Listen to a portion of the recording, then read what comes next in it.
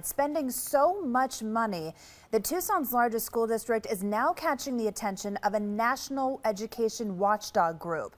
And now that group is sharing their data exclusively with us tonight. KOLD News 13's JD Wallace is joining us live with some of their biggest concerns and why they're pointing out Tucson Unified School District. JD? Well, Heather, we've all heard of teleconferencing. In fact, you're about to see an interview done with someone in Michigan via Skype. And that's why Education Action Group is questioning the hundreds of thousands of dollars that TUSD spent on travel last year because they wonder why they couldn't have cut those costs using the internet. Now, they have yet to hear from the district, but we have.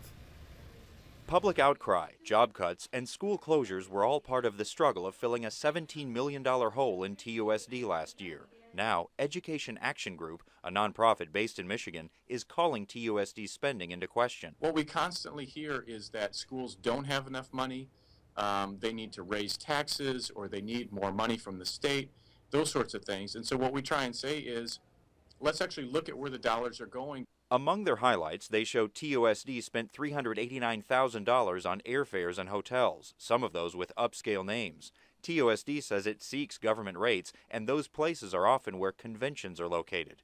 Education Action Group CEO Kyle Olson agrees professional development is important, but says technology offers less expensive alternatives to travel. They don't seem to be coming up with a better way, even though with technology and digital learning and all of that schools are trying to implement, it seems to me that there are solutions that would really cut down the cost and be able to put those resources back into the classroom. The nonprofit points out more than $800,000 in legal fees, $5 million on computers, and more than $200,000 to the special master overseeing TUSD's desegregation. The district says these are expected operational costs and points out an independent audit last year found no inappropriate expenses. But Olson still awaits an explanation. We don't come at it as though they're doing something wrong. Sometimes they are, sometimes they aren't. But we're just asking questions, and we don't think it's too much for them to answer the few questions that we asked.